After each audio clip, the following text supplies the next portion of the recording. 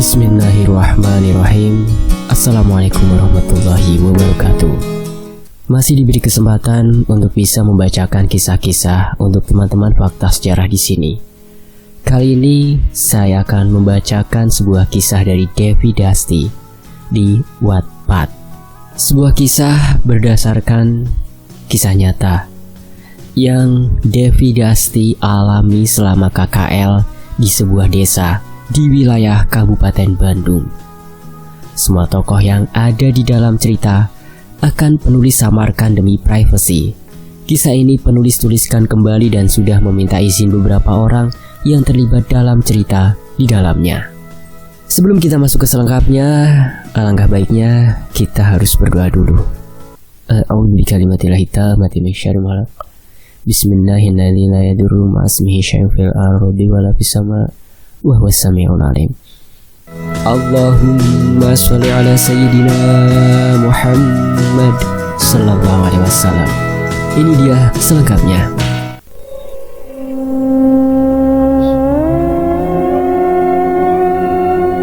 Namaku Devina. Aku kuliah di salah satu universitas swasta di Jawa Barat. Saat aku menuliskan kisah ini, aku sudah menjadi alumni. Kisah ini terjadi pada tahun 2017 silam. Pada dasarnya, saya bukan orang Sunda.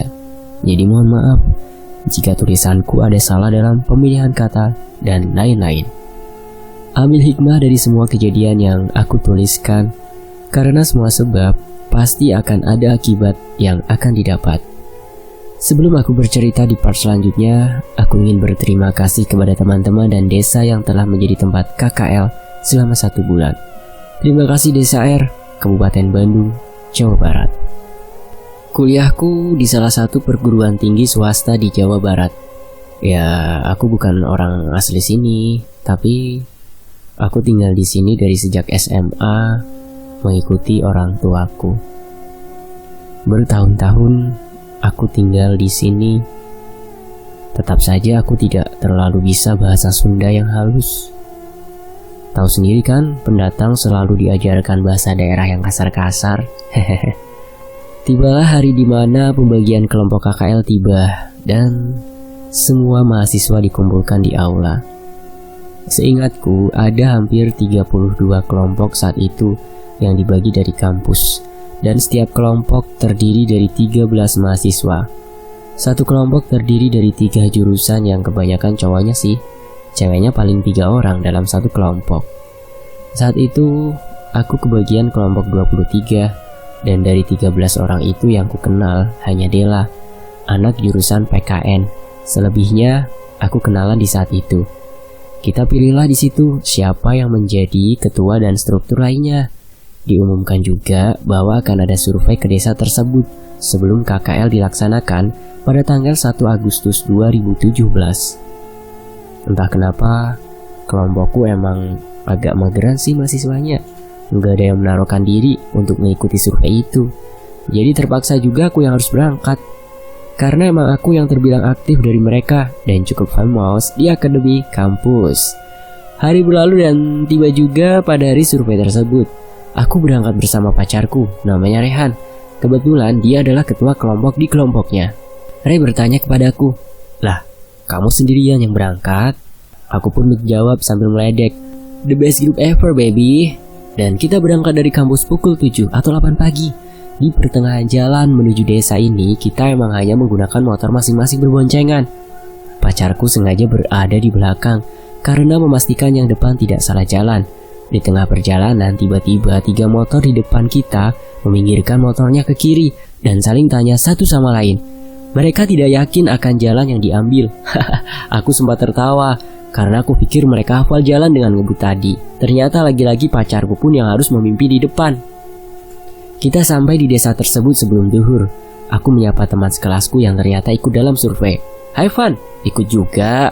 Sapaku. "Hai Dev, iya nih. Aku udah dari pagi di sini, tapi kordesnya nggak datang-datang juga," jawabnya kesal. Kordes adalah koordinasi desa yang ditunjuk dari kampus sebagai ketua KKL kita tahun ini. Ada 2 kordes yang ditunjuk dan salah satunya di desa yang akan kutempati ini. Dev, sholat duhur dulu yuk, lama banget kordesnya, ajak Fani. Kita sholat duhur di musola di belakang kantor desa tersebut. Di sini hawanya emang dingin, tapi ada yang aneh. Di musola yang terletak di atas yang kita harus menaiki tangga kayu yang lewat ini, musola itu membelakangi sawah yang luas dan emang sangat sunyi sepi. Saat aku mulai sholat itu, di rakaat kedua, aku merasa ada yang mengikuti gerakan sholatku.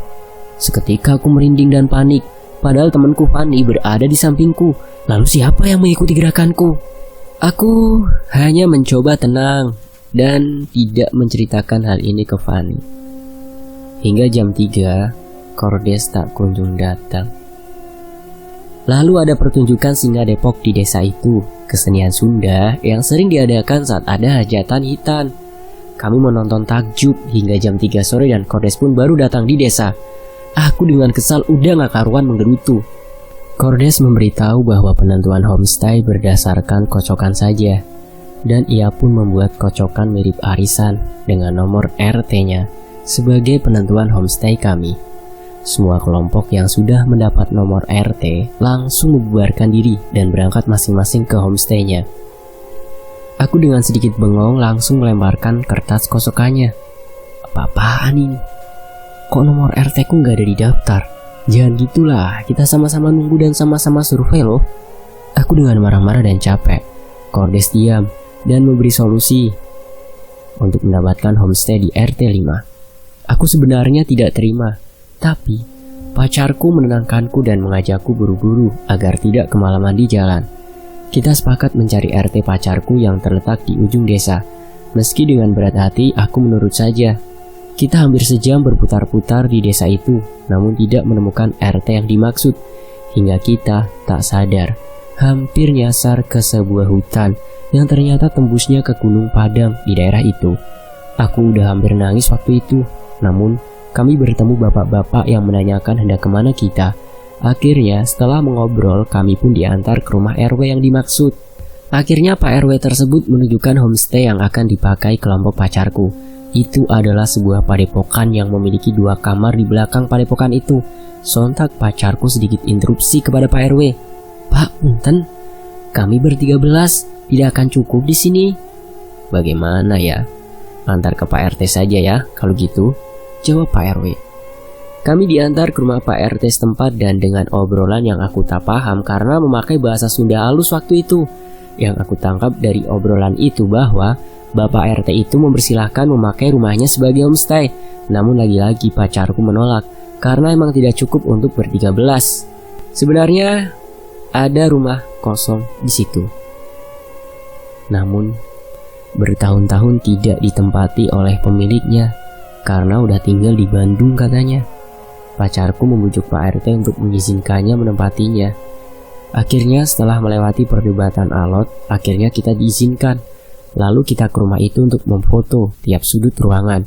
Terdapat 3 kamar dengan 1 kamar memiliki pintu dan 2 lainnya hanya menggunakan hordeng. Dengan ruang tamu dan dapur yang sangat luas. Kami memfoto lengkap di kamera pacarku. Namun setahun kemudian kameranya hilang dan aku belum menemukan filenya di laptop karena laptop mati perlu diservis. Maghrib pun datang menjelang dan kita masih di jalan pulang. Akhirnya kita tidak jadi survei homestayku dan memilih melanjutkan pulang. Aku kesal hari itu, tidak mendapat apa-apa. Aku meminta maaf ke kelompokku dan menjelaskan yang terjadi di grup WhatsApp kita. Malam harinya di grup angkatan kami di Line, Kordes desaku mengirimkan foto homestayku yang tidak aku survei tadi. Aku lega dan aku minta maaf atas sikapku tadi siang.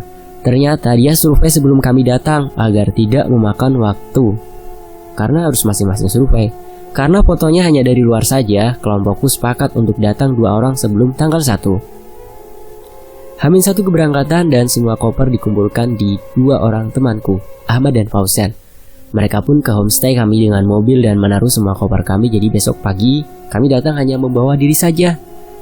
Malamnya, Ahmad dan Fauzan mengirimkan video singkat mereka sedang ngopi di warung dan mereka bilang, "Wah keren guys, Dep, lu dapet homestay mantul.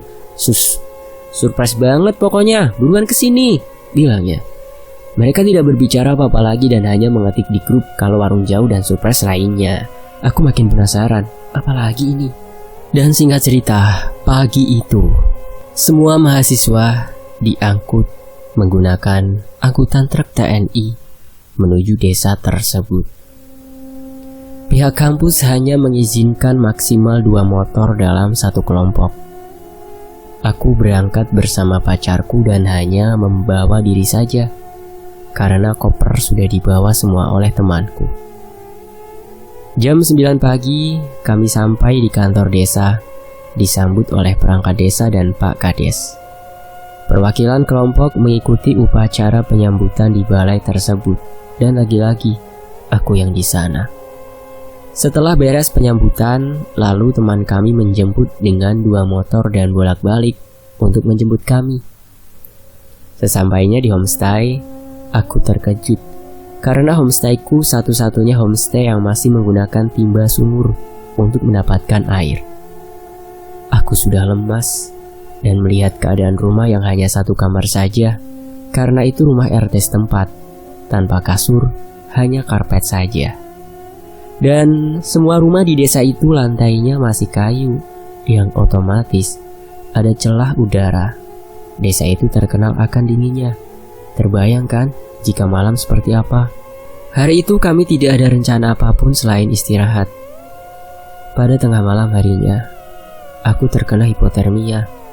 Aku tak sanggup dengan udara yang hampir membekukan tulang. Aku menggigil sejadi-jadinya, hingga gigiku gemeretak.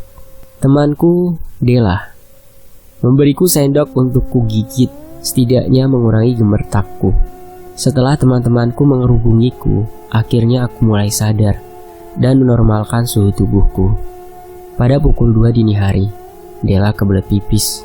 Oh ya, kamar mandi di sini rata-rata tidak di dalam rumah, tapi di samping.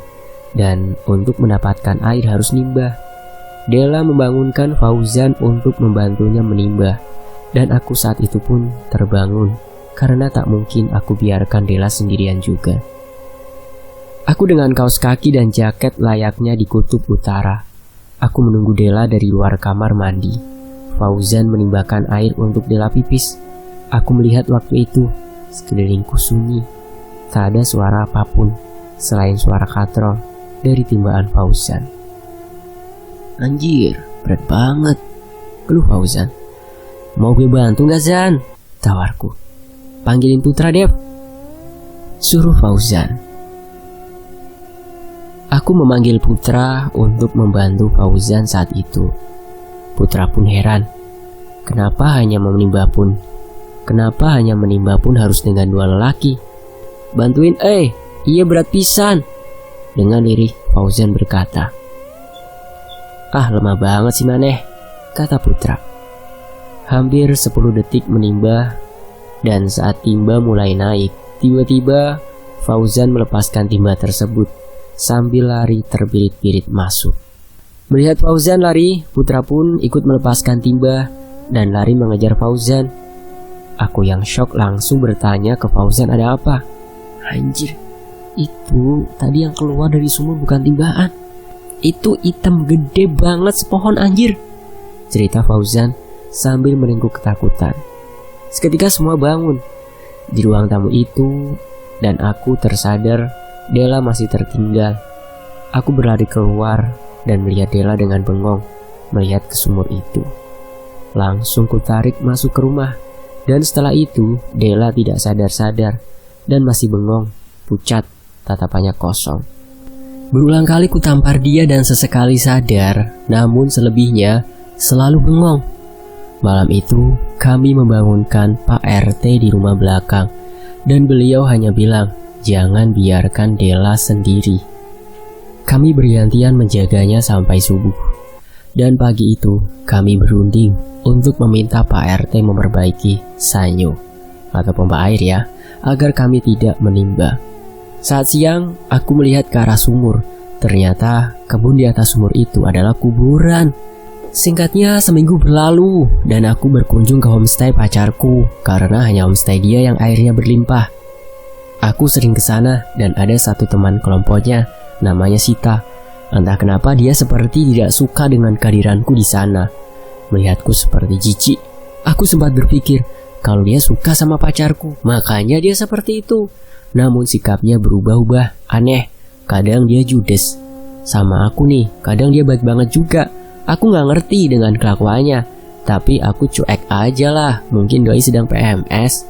Sampai pada satu hari, homestayku kedatangan mahasiswa dari kelompok lain, dan mereka sangat ramai sekali di teras. Aku keluar dan menyapa mereka. Salah satu lelaki itu menyapaku balik dan berkata, Dev, lu pacarnya Rehan kan? Jagain si Ray.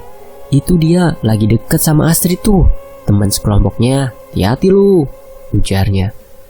Aku yang bingung, cuma bisa tersenyum. Dan bodohnya aku langsung uring-uringan dan membuat status di WhatsApp dengan sindiran-sindiran tanpa memastikan dulu. Setelah 3 hari, aku mengabaikan telepon dan chat dari Rehan. Akhirnya sore itu dia datang bersama temannya dan mengajakku jalan-jalan ke sawah di dekat homestayku. Dia bertanya banyak hal dan aku jawab semua dengan masih emosi. Dia pun memintaku untuk homestaynya agar Astrid bisa klarifikasi juga. Aku hanya mengiyakan saja dengan masih ada perasaan tidak ingin ke sana karena teman kelompoknya aneh-aneh. Minggu kedua, program kerja kami berjalan baik-baik saja sampai pada saat dimana banyak sekali selisih pendapat di kelompokku. Emang di sini aku berperan terlalu menonjol dibanding teman kelompokku yang lain. Namun mungkin karena egoku juga yang tinggi dan terlalu ambisius, makanya ada sedikit perdebatan dalam kelompok kami sampai sudah tidak berada di plan yang kita susun dari awal. Aku pun hanya fokus mengerjakan laporan KKL dan tidak tertarik mengikuti kegiatan bersama teman kelompokku lagi. Jangan ditiru ya, yang lagi pada KKL nanti. Intinya kalau ada masalah jangan utamakan ego. Setelah 17 Agustusan semua proker kami beres dan minggu terakhir pun tiba. Minggu terakhir, aku berada di desa ini, semua berjalan biasa. Namun cerita horor dari banyak kelompok lain mulai muncul di grup-grup kelas dan meluas menjadi horor sebenarnya. Dari yang diganggu arwah nenek-nenek yang merasuki mahasiswi putri hingga belasan jam dan tak sadar-sadar sampai gangguan fisik. Aku sempat tidak percaya dan menganggap itu hanya halusinasi mereka saja. Minggu terakhir ini aku izin pada teman sekelompokku karena memang sudah banyak yang santai pulang pergi ke rumah juga. Dan akhirnya aku mengemas koperku dan pindah ke homestay pacarku. Malam itu aku ngobrol bersama 3 teman kelompoknya Astrid, Sita, dan Lisa. Akhirnya di situ Astrid menjelaskan bahwa dia tak ada hubungan apa-apa dengan Rehan. Aku hanya salah paham. Oke deh, aku kembali lega waktu itu. Malam semakin larut, Sita dan lainnya. Saat semua orang sudah di ruang tamu, terdengar suara muntah sangat kencang dari samping rumah. Ternyata itu Lisa. Kami semua sontak keluar dan membawanya masuk ke rumah. Dia terlihat pucat dan terdiam sesaat. Lalu Ray menyuruh Astrid membuatkan teh panas agar Lisa membaik. Dasar aku juga anaknya tidak tahu sikon sih. Aku nyeletuk.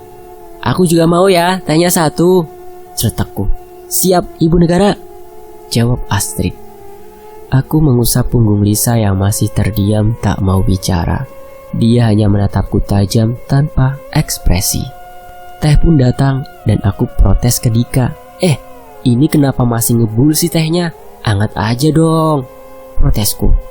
Tanpa aku duga teh itu diambil oleh Lisa dan langsung diminumnya. Abis. Sambil menatapku tanpa berkedip. Anjir, sumpah itu teh panas air baru mendidih. Tidak sampai situ aja, tehku pun diambil Lisa dan diminum habis. Semua orang di situ menyaksikan, hanya bisa melotot satu sama lain tanpa berkomentar. Lisa senyum melotot ke arahku. Aku pun karena tidak tahu maksudnya, ya aku diam saja. Malam itu, aku tidur di salah satu kamar yang hanya berpintu horden. Berkali-kali Lisa mengajakku tidur bareng di kamarnya. Namun, aku menolak. Lisa sudah normal saat itu. Namun, aku tetap tak mau. Di kamar itu dingin loh, gak ada kasur. Ayo, tidur sama aku aja, pinta Lisa. Gak apa-apa, kan di kamar sana udah bertiga. Nanti sempit kalian, aku di sini aja, tolakku. Sambil menyeringai, Lisa masuk ke kamar. Aku tidur dengan kepala di samping pintu kamar dan Rehan ada di luar tepat depan kamarku. Pletak. Di sela kami beristirahat, terdengar kerikil dilemparkan ke dalam kamarku. Aku diamkan karena aku pikir cuma angin. Tidak lama kerikil itu berkali-kali dilemparkan ke kamarku. Aku membangunkan Ray dan minta dia mencari sumber lemparan itu. Ray menyenteri kamarku dan tidak ada kerikil atau batu di sana. Tapi aku yakin sekali ada yang dilemparkan ke kamarku. Ray menenangkanku dan menyuruhku tidur. Di kamar ini memang tidak ada lampunya, jadi semua halusinasiku bermain malam itu. Ya, untungnya aku ada perasaan bodoh amat, yang penting aku gak ganggu. Sekitar jam 3 pagi, aku mendengar suara langkah kaki 3-4 kali melangkah. Aku keringat dingin saat itu, karena jika ada yang bangun ke kamar mandi, langkahnya tidak sependek itu. Apalagi lantai di sana semua dari kayu yang sangat terdengar sekali jika ada yang berjalan. 2 kali aku menghitung langkah kaki itu, tapi tidak ada suara pintu yang dibuka dan tidak ada yang sependek itu langkahnya. Hingga akhirnya pagi datang. Aku terbangun dan merasa perutku tak sanggup untuk bergerak. Ternyata pagi itu aku sedang menstruasi. Aku kaget dan menghubungkan kejadian semalam. Karena ini, akhirnya Sita mengajak Ray membeli obat pereda haid ke kota. Karena di desa ini tak ada apotik. Dan hasilnya hingga siang mereka pulang, namun tak mendapatkan obat tersebut. Aku heran, namun aku hanya bisa menahannya dengan air panas di dalam botol yang dibuatkan Astrid. Siang itu anak laki-laki berisik sekali dari kamar Lisa. Mereka keluar masuk entah ada apa. Saat aku masuk kamar, ternyata Lisa kesurupan lagi. Dia meminta aku menutup pintu. Tutup pintunya, sambil melotot ke arahku. Aku menurutinya dengan suara anak lelaki di luar yang ragu dan takut aku kenapa-kenapa. Aku hanya berpikir semoga dia hanya bercanda, namun dugaanku salah. Saat itu, aku duduk di sebelahnya, di dekat tembok kamar itu. Rumah di sana masih dari kayu. Sekejap aku duduk dan memandangnya, penuh tanya. Tiba-tiba, aku terkejut setengah mati saat alat mandi yang berada di belakangku yang diletakkan di palangan tembok itu jatuh ke depan hadapanku. Begini logikanya, kalau jatuh kan pasti di belakangku ya, bukan ke depan tubuhku, karena itu jaraknya jauh. Aku tidak menyadar ke tembok. Seketika, Lisa menyeringai dan berkata, "Aku bilang juga apa?" Senyum lagi dia. Aku masih ingat, aku hanya bilang, "Maaf kalau kehadiran saya di sini mengganggu atau bagaimana. Tapi tolong jangan ganggu teman saya ya. Saya mohon maaf lagi." Seketika aku langsung keluar buru-buru. Malamnya, di desa sedang ada acara dangdutan. Aku lupa, tapi aku tidak ikut. Ray yang sibuk seharian baru pulang habis maghrib saat itu. Semua baik-baik saja. Sampai ketika Ray tiba-tiba memelukku erat hingga sampai duduk bersila dan tertunduk. Aku kira dia hanya ingin meminta maaf karena tadi pas dangdutan dia nyawer Bu Lurah. Ternyata lebih horor dari itu. Tiba-tiba dia tertawa berat seperti kakek-kakek. Sontak semua yang ada di ruangan terdiam dan hanya bilang, "Hei, kunaon? Istighfar, istighfar." Aku yang speechless cuma bisa melepaskan pelukannya dan agak menjaga jarak. Namun aku tetap di sampingnya. Dia menunduk dan berkata memakai bahasa Sunda yang halus dan aku tidak mengerti. Hanya teman-temannya yang sekali bertanya, "Assalamualaikum Ki, mau apa mampir ke sini?" Dan dia menjawab tetap pakai bahasa Sunda. Sunda yang aku tak ingat apa itu. Intinya dia menyampaikan bahwa hidup harus saling satu sama lain. Pokoknya hanya wejangan dan nasihat yang beliau sampaikan. Setelah beliau pamit, Ray tersadar dan heran. Kenapa muka kami tegang melihatnya? Tidak ada lagi yang berani bertanya padanya. Saat semua normal lagi, aku melihat ada kakek-kakek berdiri di antara depan pintu kamar berhordeng itu, memakai baju hitam dan pangsi hitam. Beliau tersenyum sambil mengangguk kepadaku. Wow, penulis ini didatengin lagi sama beliau waktu medisnya nih. Lama sekali kakek di situ, dan bodohnya aku langsung cari kamera digital, terus memotret sudut itu dengan flash, dan hasilnya ya cuma orbs yang tampak. Tapi setidaknya aku tidak halu. Aku semakin bertanya-tanya, ada apa denganku ini? Mengapa halusinasiku menjadi-jadi? Singkat cerita, pagi itu tidak ada kegiatan di kelompok Ray. Mereka hanya menghabiskan sisa hari di desa dengan bermain tok-tak atau permainan semacam badminton, namun memakai raket yang terbuat dari kayu. Malam harinya ada doa bersama di padepokan, sekalian untuk pelepasan mahasiswa yang KKL di RT itu. Aku ragu sebenarnya, karena aku bukan kelompok tersebut. Namun, semua anggota tetap mengajakku dan tidak membiarkan aku tinggal sendiri di rumah itu. Aku pun ikut ke padepokan dengan perasaan deg-degan, entah kenapa. Di sana acara berjalan lancar, dan hingga akhir acara aku jadi dokumenter untuk kelompok Ray. Gue gak masuk frame cuy. Dan setelah akan pulang, Ray bertanya kepada sesepuh setempat mengapa ada gangguan akhir-akhir ini di homestay-nya. Dan Aki itu hanya menjawab, Neng itu belum dikenalkan kepada leluhur. Yang dimaksud Neng itu gue cuy. Aduh. Dan ternyata sebelum menempati rumah itu, semua anggota kelompok Ray pun melakukan doa bersama di padepokan itu, memperkenalkan diri kepada leluhur di sana. Nah, berarti selama ini aku belum berkenalan dong ya. Aduh. Dan cerita horor di desa ini emang sudah berhenti di sini. Namun cerita Lisa tidak sampai di sini saja. Hari berganti. Keesokan harinya, tepatnya hari terakhir kita KKL pun, masih ada saja yang mengejutkan. Siang itu, Lisa mengajakku, Edo dan Bejo untuk ke pasar beli keperluan barbekyuan nih untuk malam terakhir kita di sana. Aku pun semangat karena aku tidak mau ada kesan horor lagi pastinya.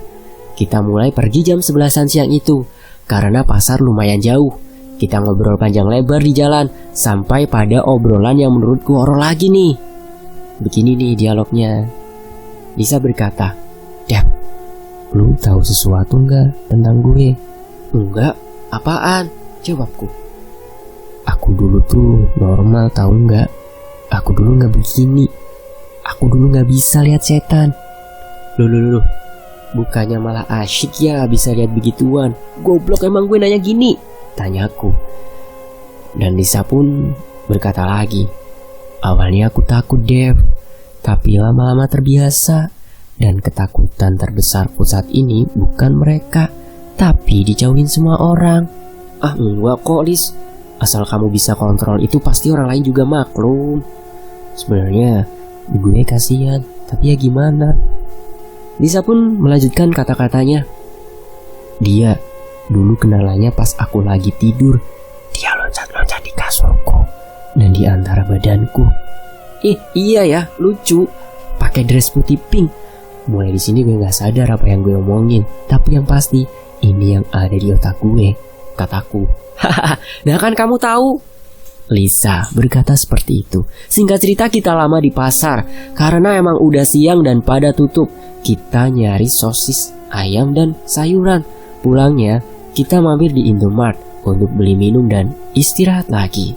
Lisa bertanya padaku, aku tahu kamu bisa lihat juga Dev. Kamu sama kayak aku. Tapi kenapa kamu pura-pura gak lihat? Oh iya, pasti kamu takut orang-orang jauhin kamu kayak aku ya. Ah enggak, aku gak pernah berpikir gitu Lis. Aku coba kontrol diri aku sendiri. Kalau aku dengan sadar melihat mereka pasti ketakutan. Ketakutanku itu lebih besar dari diriku sendiri. Padahal kalau lihat apa-apa aku lebih bayangin itu adalah benda apa gitu yang menyerupai. Jadi ya gak takut. Dan singkat cerita, sore itu kita beres-beres semua dan mulai bakar-bakaran. Tiba-tiba saat lagi happy-happy yang di teras depan, aku ke kamar Lisa dan dia di situ nangis sejadi-jadinya. Aku bingung ada apa. Aku tanya dia cuma nangis sambil ketawa-ketawa. Beberapa teman lelaki nenangin, tapi malah didorong keluar kamar dan kamar dikunci dari dalam. Bayangin lu, sekamar sama orang kesurupan dan dia malah narik tangan gue dan ngajak gue joget-joget sambil dia tetap netesin air mata dan ketawa. Aku cuma bisa baca doa semampuku dan berusaha ikutin apa maunya dia. Dan gak lama kemudian dia jatuh ke lantai, antara kasur dan lantai. Aku langsung manggil teman lain buat bantuin. Saat pada ngerubungin Lisa, aku pun lari ke kamar mandi di luar. Dan tiba-tiba, anjir, demi Tuhan gue langsung nangis jadi-jadinya depan kamar mandi. Lama gak ada yang sadar kalau aku di situ karena emang lampu di dalam kamar mandi dan aku jongkok menghadap sawah sambil masih nangis. Ray datang dan dia memelukku erat banget. Saat itu aku gak sadar apa yang terjadi. Dan berbalik sekarang Ray yang nangis kenceng meluk aku. Stres gak lu nih? Ini kenapa pada nangis? Malam itu kita memutuskan tidur di ruang tamu semua dan bergantian berjaga. Setelah itu kami semua tidak bertemu lagi. Aku pun sudah tak pernah bertemu Lisa lagi. Dimanapun kita berada, pasti ada penunggunya. Jangan overthinking terhadap segala sesuatu ya teman-teman. Kita lebih mulia dari mereka. Cukup bismillah, assalamualaikum, dan ikuti niat baik kalian ya. Selesai. Alhamdulillahirrahmanirrahim. Terima kasih buat Kak Devi nih yang udah mau ngizinin cerita ini di up ke channel YouTube Fakta Sejarah. Dan tentunya buat teman-teman makasih banget yang udah setia mantengin kisah-kisah misteri di sini nih di channel Fakta Sejarah. Dan yang udah komen makasih banget ya. Nanti dibalas satu-satu ya. Dan sampai jumpa di kisah lainnya. Tetap di Fakta Sejarah. Wassalamualaikum warahmatullahi wabarakatuh.